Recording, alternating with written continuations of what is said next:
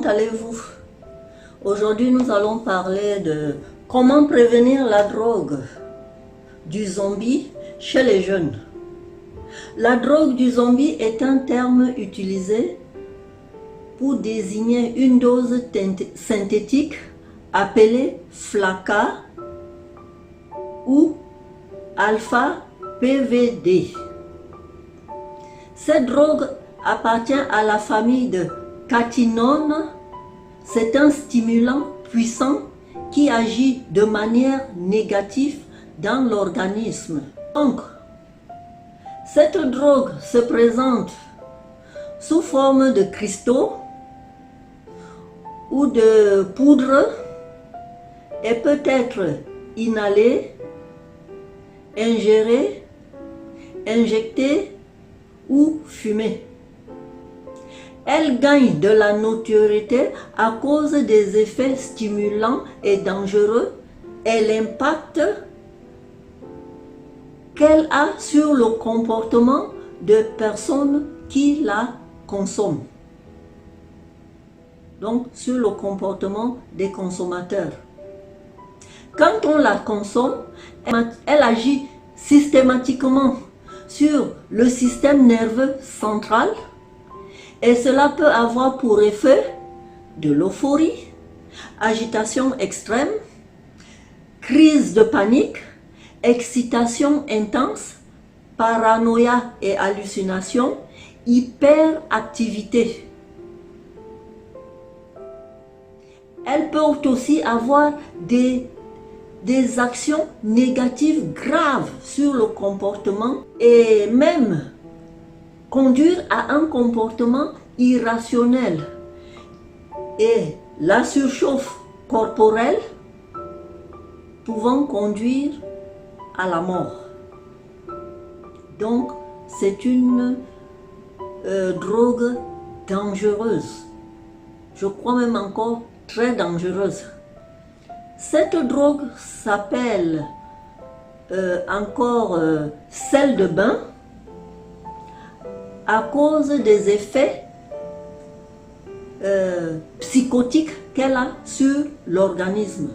Elle peut conduire à des convulsions, à des comportements dangereux et elle a des effets néfastes sur la santé mentale et physique. Donc, pour pouvoir lutter contre l'avancement de cette drogue, moi, je propose qu'il y ait premièrement une éducation, mettre en place une éducation pour pouvoir informer les jeunes sur les dangers réels et les effets néfastes qu'elle a sur l'organisme par le biais des campagnes de sensibilisation. Dès qu'on peut, il faut leur en parler. Des ressources en ligne. Il y a tellement de vidéos maintenant qui parlent de ce phénomène. Donc, cette drogue, une fois consommée, elle peut vous désorienter. Elle peut vous amener une hyperstimulation. Et cela, c'est pour ça qu'on a amené cette drogue à dire qu'elle est la drogue du zombie. Parce qu'elle peut aussi vous amener, on va vous retrouver dans la rue dans une position comme ça, ou avec des tics, ou des tocs si vous voulez, où vous bougez, voyez, des convulsions incontrôlables ou incontrôlées. La perte de contact avec la réalité. Insensibilisation à la douleur, on ne la sent plus. Avez-vous autour de vous des personnes qui ont consommé la drogue du zombie et qui ont ce genre de comportement? Mettez-le moi en commentaire s'il vous plaît.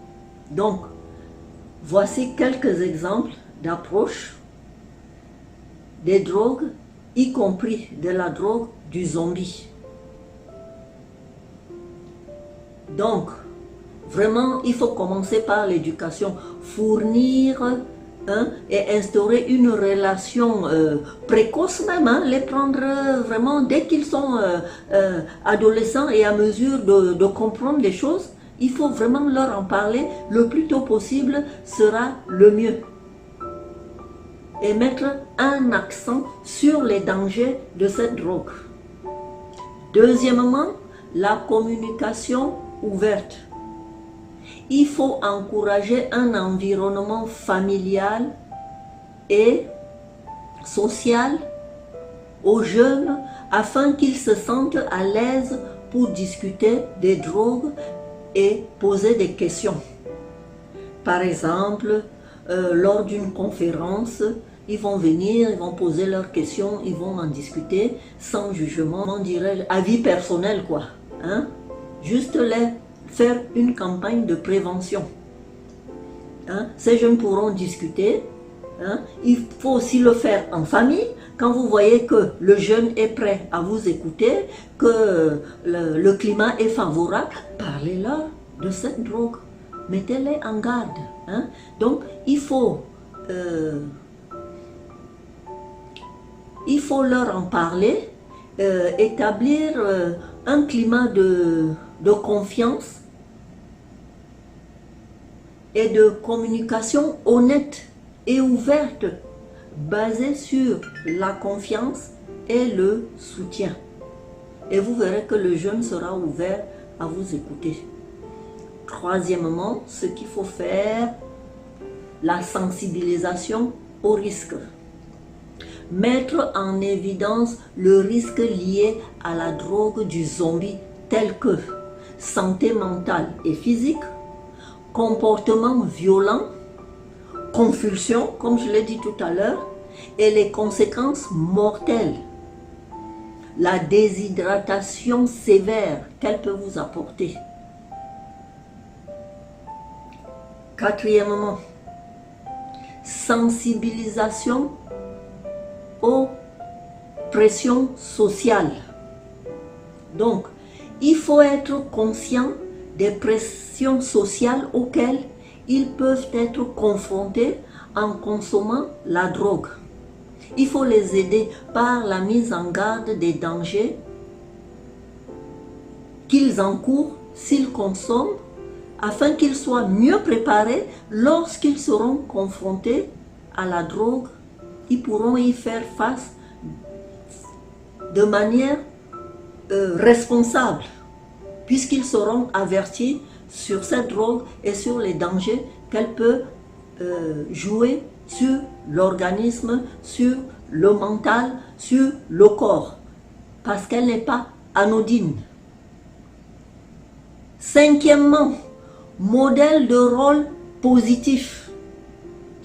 Les adultes, y compris les parents, les éducateurs, les membres de la communauté, ils doivent tous servir de modèle, de rôle positif, en évitant la consommation de ces drogues devant les jeunes, en promouvant un modèle de vie sain et équilibré. Parce que si vous fumez ces drogues devant les jeunes, il est probable qu'ils la consomment à leur tour parce qu'ils vous ont vu faire. Donc, essayons d'être un modèle pour eux et ne pas consommer ces drogues devant eux. En conclusion, cette drogue a gagné en popularité dans certaines régions du monde, telles que les États-Unis, et elle continue à gagner du terrain dans d'autres pays tels que l'Europe. Elle est même déjà bien répandue en Europe. Même en France, on voit déjà des vidéos des jeunes qu'on trouve en route comme des zombies. C'est pour ça qu'on appelle cette drogue zombie, parce qu'elle paralyse, elle donne des comportements incontrôlables. Ça va tellement vite. Et si nous n'y prenons pas garde, ça va tellement vite que ça va gagner même le monde. Tout le reste des continents du monde. Donc, attention. Si vous avez aimé ma vidéo, likez, abonnez-vous et laissez-moi un commentaire. Merci et à bientôt.